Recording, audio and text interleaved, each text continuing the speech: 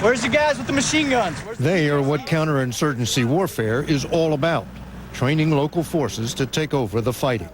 And that is the linchpin of the American exit strategy. But in reports recording their experiences in Iraq, advisors like Colonel Nicholas Demas said the training he received before leaving the U.S. was a phenomenal waste of time, nearly irrelevant to the current situation in Iraq. Lieutenant Colonel Paul Szynski said counterinsurgency was our most important mission in Iraq, but there was zero training provided on it. Because of complaints like that, the Army opened a new school at Fort Riley, Kansas, to train the trainers. So far, 500 have graduated, with another 550 there now, a fraction of what's needed. The institutional Army has not caught up with the challenges of counterinsurgency, said Lieutenant Colonel Paul Yingling after he returned from Iraq last March. Yingling took part in one of the highlights of the war, the retaking of the city of Tal Afar by 3,000 American and 8,000 Iraqi troops, a model for what commanders hoped would happen in other violent cities. And at the end, the Iraqi police will be the senior partner, and the Iraqi army will be the junior partner, and the U.S. and the coalition forces will be out of here. Tal Afar proved the most important thing we do in counterinsurgency is building Iraqi security forces, Yingling said. Yet the Army is designed around the least important line of operations, combat operations.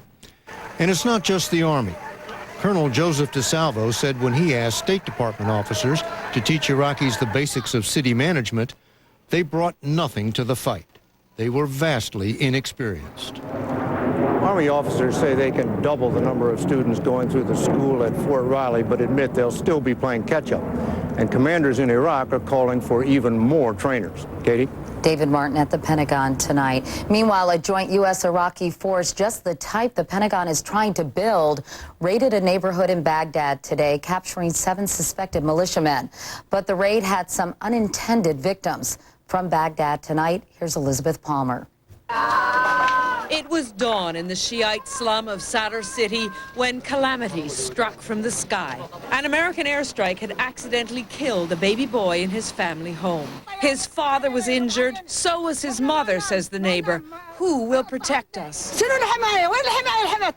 U.S. and Iraqi forces smashed through houses here looking for criminals they believe kidnapped an American soldier last month. The dead child's uncle is a member of Iraq's parliament.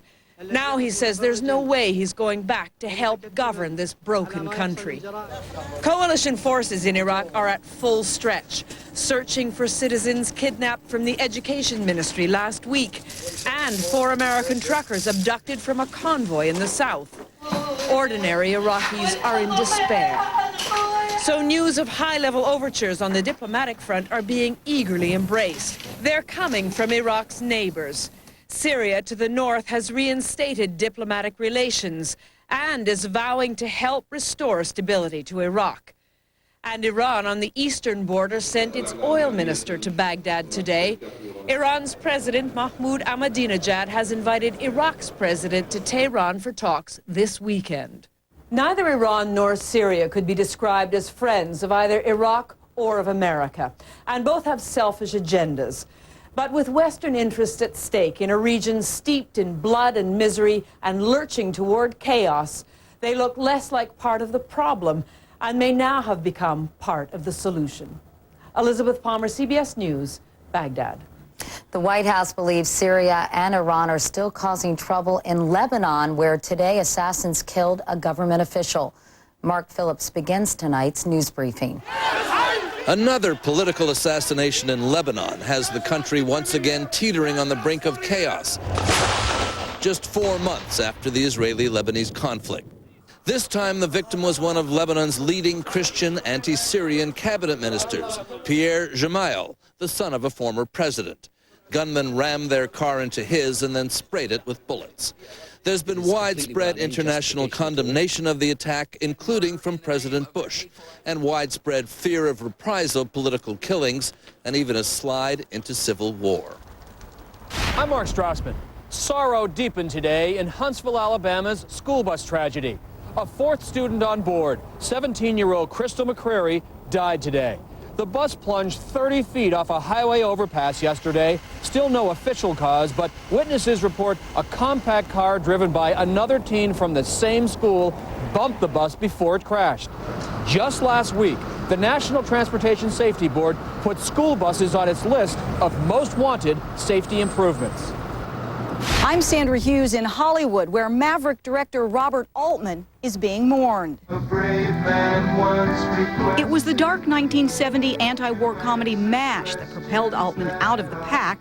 He made the movies he wanted, ensembles of characters colliding as their paths crossed. He'd write an outline and then let his stars improvise. I make them do what they became actors to do in the first place, and that is create. Altman was nominated for Oscars 5 times, but only this year he won his first, a Lifetime Achievement Award at 81. It was only after getting that Oscar that Robert Altman revealed he had a heart transplant 10 years ago. He said he was afraid that if the studios knew, he would never work again. Now to the coming attractions for the economy.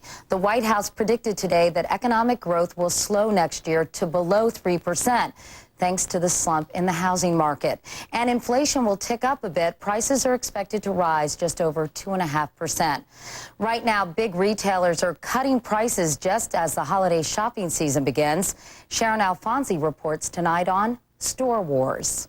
In the retail price wars, this is the furry front line, the toy department. And it's here that stores are waging their fiercest battles.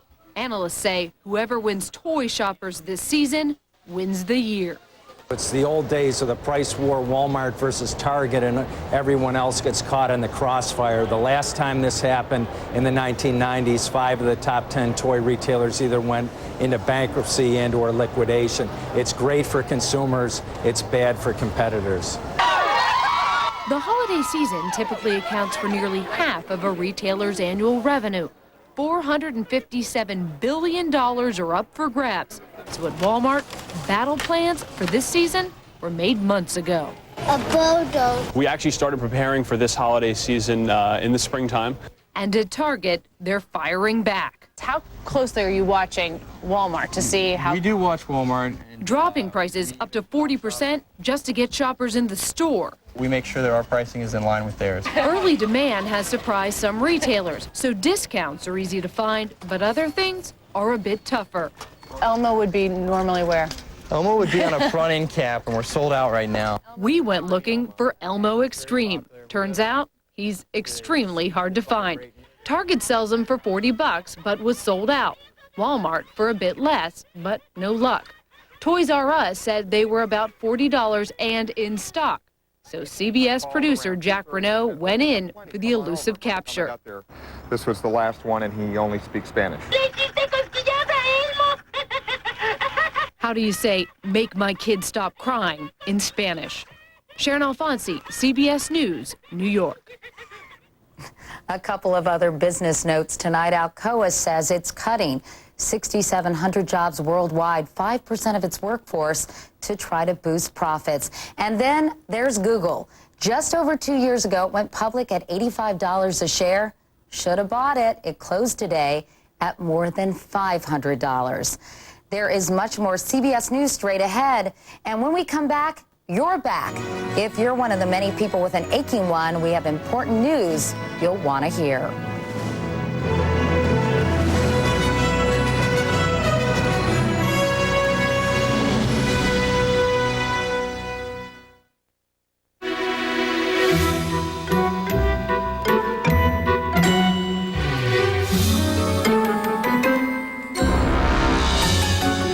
Your doctor about control-release formula Ambien CR. Then call today for a 7-day free trial offer. It's the only sleep aid with 2 layers to help treat both types of sleep problems. One dissolves quickly to help you fall asleep fast. The other dissolves slowly to help you stay asleep. Ambien CR is a treatment option you and your doctor can consider along with lifestyle changes and can be taken for as long as your doctor recommends. Until you know how Ambien CR will affect you, you shouldn't drive or operate machinery. Be sure you're able to devote 7 to 8 hours to sleep before being active again. Side effects may include next-day drowsiness, dizziness, and headache. It's non-narcotic. However, like most sleep medicines, it has some risk of dependency. Don't take it with alcohol. A good night's sleep shouldn't be an on-off thing. So call today for your 7-day free trial offer of the latest Ambien, Ambien CR. And don't forget the CR. If you've had a heart attack that reduced how well your heart pumps, hear this. Your heart medications may not be enough protection. Coreg is FDA approved to increase your chance of survival when taken over time. Adding Coreg to your current treatment can help prevent another heart attack. Coreg reduces your heart's workload to help it pump better. That should be music to your ears. Coreg is not for everyone, including people prone to asthma, certain heart rhythm problems, slow heart rate, or liver problems. Once you start Coreg, you should continue as directed by your doctor. Patients who abruptly stop may experience chest pain or an increased risk of heart attack. In some cases, patients may experience dizziness or faintness when starting Coreg. You should avoid driving or hazardous tasks if this occurs. Ask your doctor if Coreg is right for you. Adding Coreg adds cardio protection. Someone you love may be a numismatist. It's true, millions collect coins. It's the rush they get collecting something worthwhile. But they need your help. Give them genuine coins from the United States Mint. Polished, radiant, irresistible. Your gift will make a difference for generations to come. Visit usmint.gov. United States Mint. Genuinely worthwhile. Some surprising news tonight about an ailment that is almost as common as the common cold, back pain. If you haven't had it, chances are you will, because 4 out of 5 of us experience back pain at one time or another, and many consider surgery. But before you do, we have the findings of an important new study in tonight's Eye on Medicine. Noah Haino has no trouble pulling his daughter in a sled now, but it would have been impossible a year ago. His back pain was excruciating. It got to the point where I was absolutely desperate. I mean, I'd go in the yard, spend 5 minutes in the yard raking leaves and have to either sit down or lay down.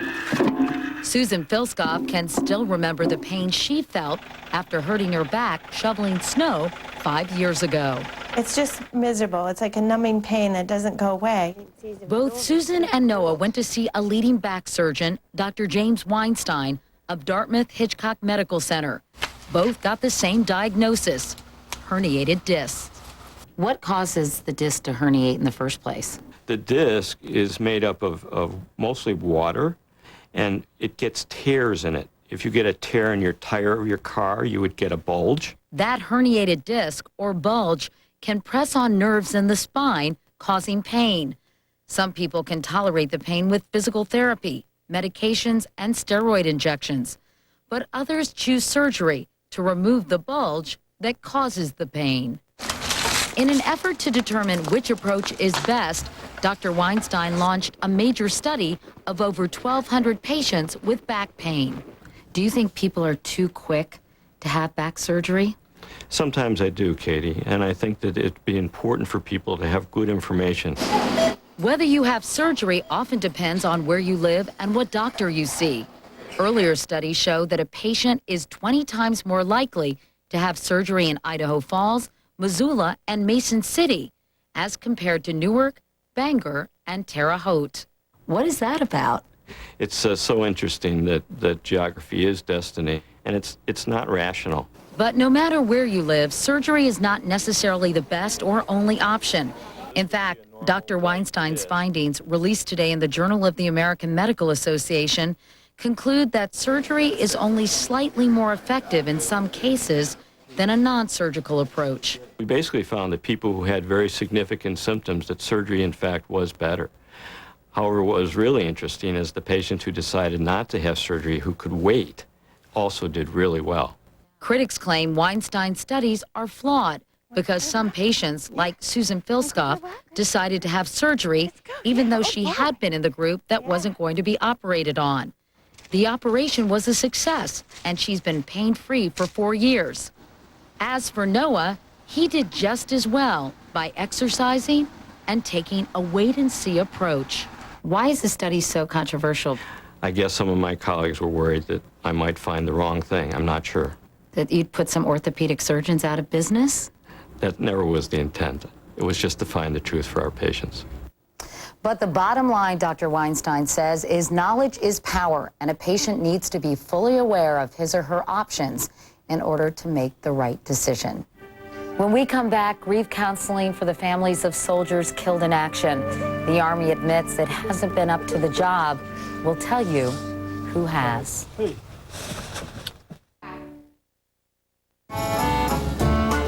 2,000 years ago, they probably never imagined people would be going past this at 50 kilometers per hour. Just like we probably can't predict what we'll be driving in the future. That's why we're developing thermoplastic car body parts that are lightweight and highly impact resistant.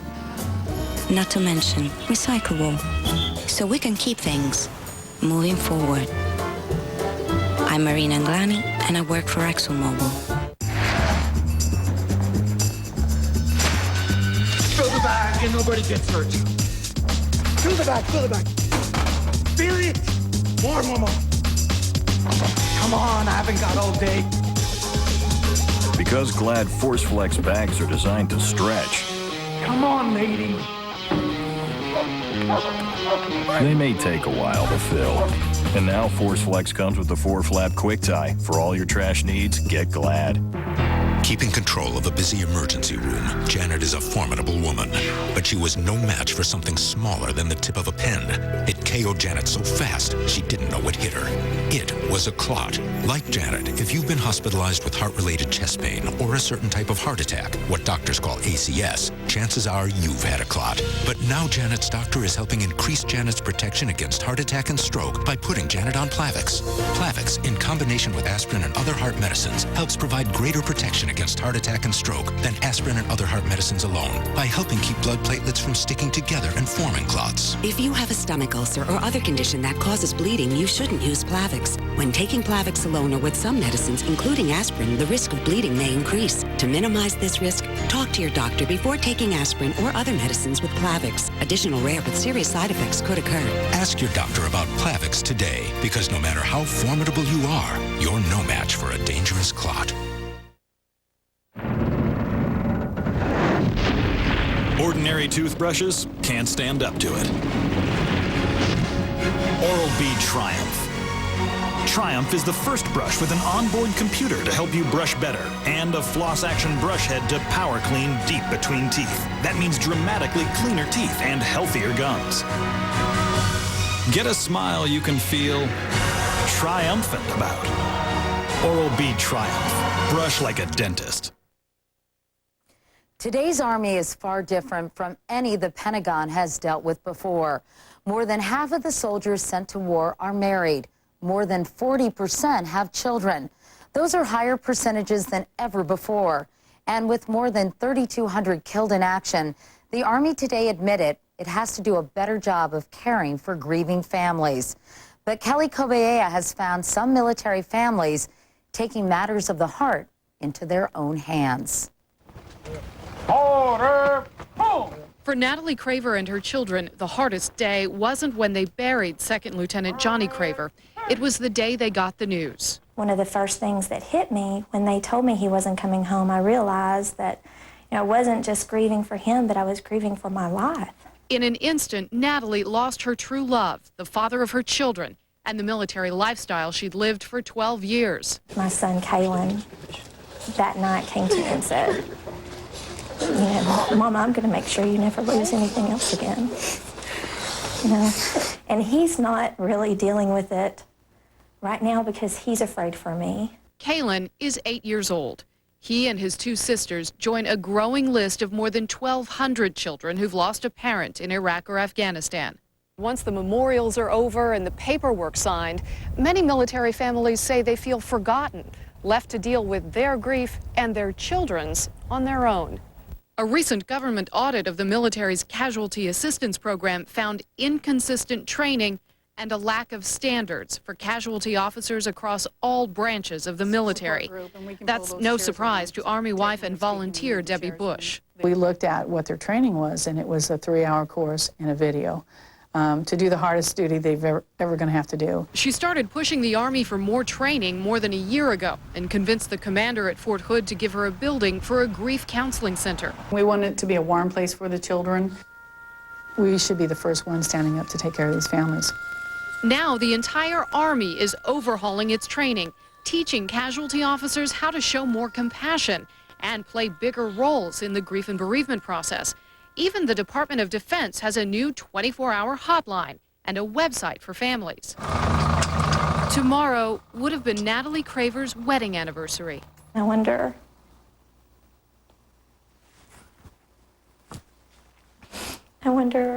if he's someplace with people he loves, and I wonder if he can see me and if he's proud of me.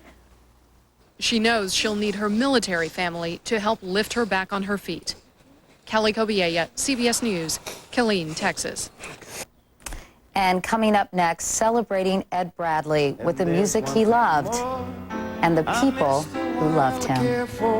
More than I miss New Orleans. Because he never seemed to get stranded in safe places. Mom, gonna be late for the game. Black & Decker created the Simple Start. Just plug it into your car lighter and within minutes, your battery is charged. Simple Start from Black & Decker. In the human body, the heart pumps blood through thousands of miles of arteries every minute. Inventor of the Jarvik artificial heart, Dr. Robert Jarvik. But high cholesterol can clog arteries and lead to heart disease or a stroke. Adding Lipitor is proven to lower bad cholesterol an impressive 39 to 60% when diet and exercise are not enough. And today, clinical evidence proves that Lipitor can reduce both your risk of heart attack and your risk of stroke if you have several common risk factors for heart disease. All important reasons to ask your doctor about Lipitor. Lipitor is not for everyone, including people with liver problems and women who are nursing, pregnant, or may become pregnant. You need simple blood tests to check for liver problems. Tell your doctor if you're taking other medications or if you have any muscle pain or weakness. They may be a sign of a rare but serious side effect. Lipitor is one of many treatment options to consider with your doctor. Could you be doing more with Lipitor? Ask your doctor.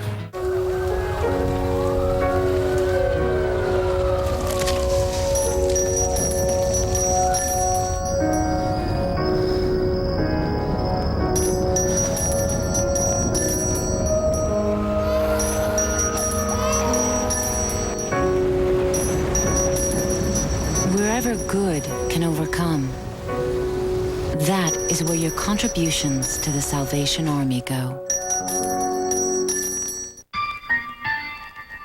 The best in German engineering. A powerful motor. And a handling system for precision and control from Braun. Introducing the world's first electric shaver with the expertise of Gillette blade technology. Precisely angled edges cut hair more effectively with every stroke. For Braun's closest, most comfortable shave ever. It even cleans and renews itself. The new 360 Complete from Braun. Precision, control, perfection. When you're on the go, a dead battery's a big deal. You need Pocket Power, the portable, rechargeable outlet in your pocket. It's the power to travel. Exclusively at Sam's Club. Tomorrow, young Patrick accidentally struck and killed a cyclist. How did this happen? He was text messaging a friend while driving his car. Could this happen to you? Find out tomorrow on The Early Show.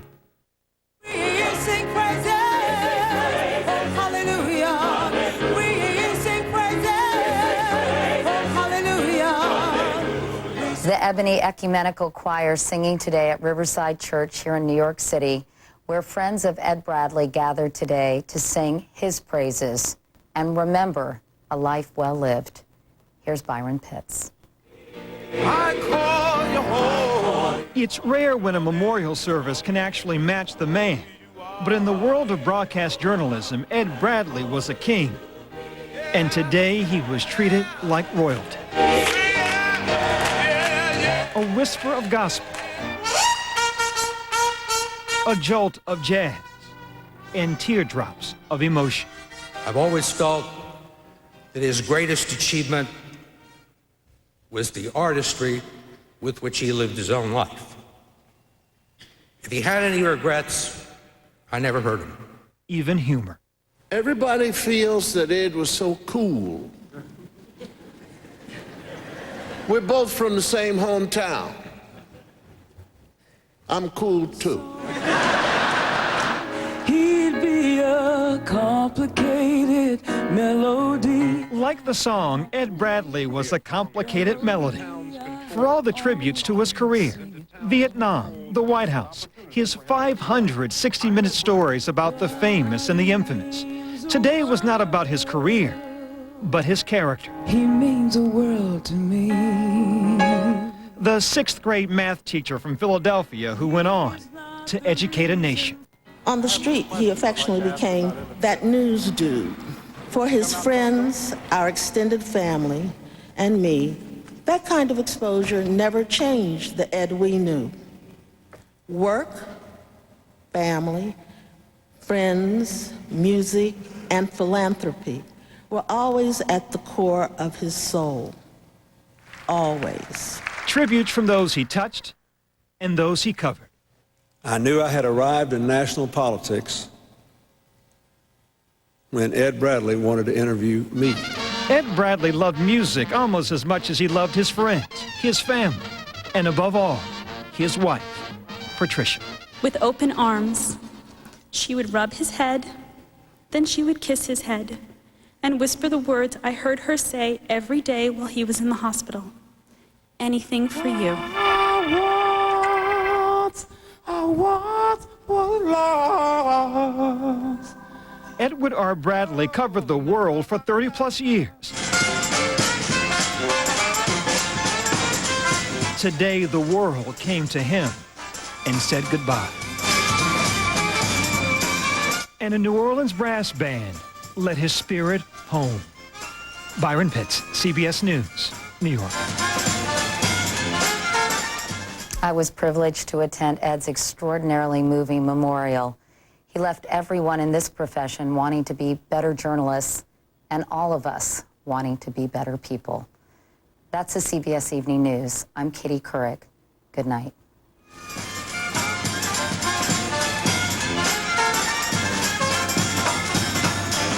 We explain some of your biggest consumer pet peeves Wednesday on Coin News 6 at 6.